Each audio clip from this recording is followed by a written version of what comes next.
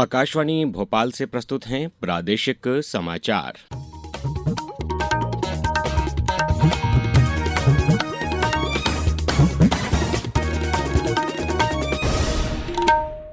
नमस्कार, समाचारों के साथ मैं अभिषेक कटियार। सबसे पहले इस बुलेटिन के मुख्य समाचार। प्रधानमंत्री नरेंद्र मोदी ने हर घर तिरंगा अभियान में देशवासियों से उत्साह के साथ भाग लेने की अपील की। मुख्यमंत्री डॉ. मोहन यादव आज जबलपुर की प्रसिद्ध संस्कार कांवड़ यात्रा में शामिल होंगे। प्रदेश में 4 नई सीधी हवाई सेवाएं शुरू। भोपाल रीवा और भोपाल पटना समेत 4 शहरों को मिला हवाई संपर्क। और प्रदेश में बारिश का स्ट्रॉन्ग सिस्टम सक्रिय। आज 5 जिलों में अति भारी बारिश का ऑरेंज अलर्ट। अब समाचार विस्तार से। प्रधानमंत्री नरेंद्र मोदी ने देशवासियों से हर घर तिरंगा अभियान में उत्साह के साथ भाग लेने की अपील की है। उन्होंने कहा कि तिरंगा देश का गौरव है और हमें हमेशा देश के लिए अपना सर्वश्रेष्ठ देने की प्रेरणा देता है। प्रधानमंत्री ने लोगों से विकसित भारत के निर्माण में योगदान देने का सामूहिक संकल्प दोहराने का आग्रह किया। इस साल इस अभियान को राष्ट्रीय गीत वंदे मातरम की 150वीं वर्षगांठ को समर्पित किया गया है। हर घर तिरंगा अभियान 17 अगस्त तक चलेगा। इसके तहत देश भर में तिरंगा यात्राएं, रैलियां, संगीत कार्यक्रम और सामूहिक गायन होंगे। दुनिया भर में 200 से ज्यादा भारतीय दूतावास और वाणिज्य दूतावास भी इस अभियान के तहत कार्यक्रम आयोजित करेंगे।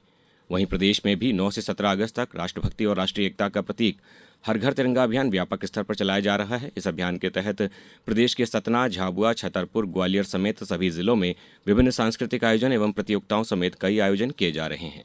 प्रधानमंत्री नरेंद्र मोदी ने कल नई दिल्ली में अपने आवास पर राष्ट्रमंडल खेल 2026 के पदक विजेता खिलाड़ियों से मुलाकात की। खिलाड़ियों ने प्रधानमंत्री के साथ खेलों के अपने अनुभव साझा किए।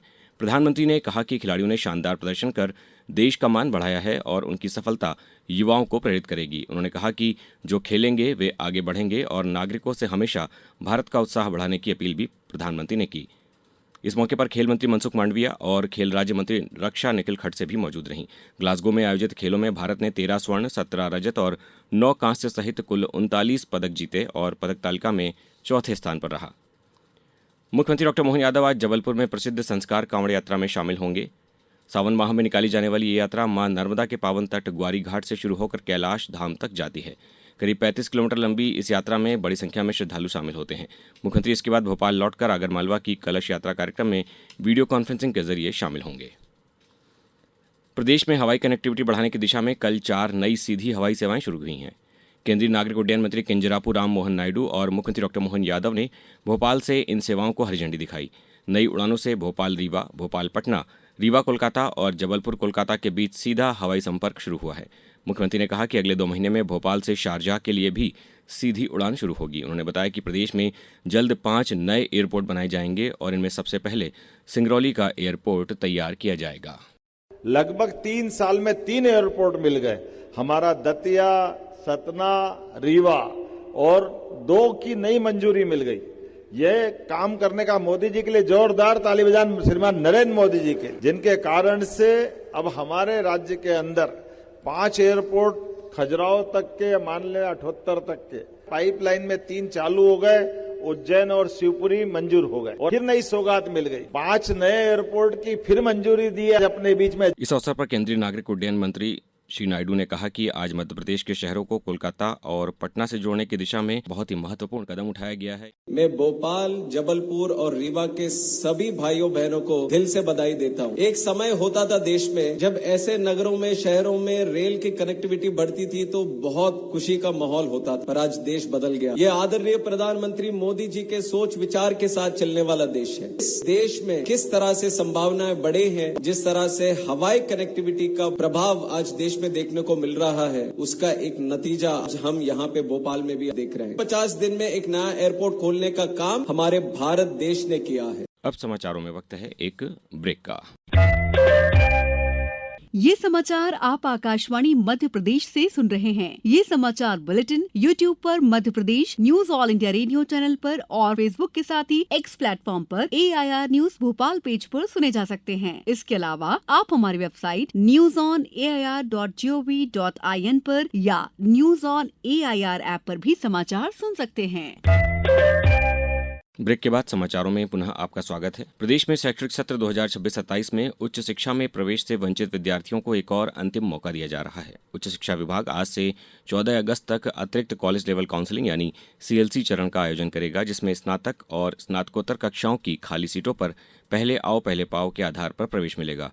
नए पंजीकृत विद्यार्थी इस चरण में केवल एक कॉलेज का विकल्प ही चुन सकेंगे। इंदौर ने पर्यावरण संरक्षण के क्षेत्र में एक और उपलब्धि हासिल की है। रेवती रेंज में अब 13,10,012 पेड़ होने की पुष्टि हुई है।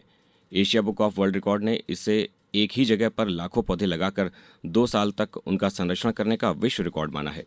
साल 2024 में रेवती रेंज पर एक दिन में 12,41,000 से ज्यादा पौधे लगाए गए थे। इसके बाद 2 साल तक पौधों की देखरेख की गई और उनकी गिनती का सत्यापन किया गया। मंत्री कैलाश विजयवर्गीय ने कहा कि इंदौर को क्लीन के साथ अब ग्रीन सिटी बनाने का लक्ष्य है और इस साल 21 लाख पौधे लगाने का संकल्प लिया गया है। अब रुक करते हैं एक अच्छी खबर का।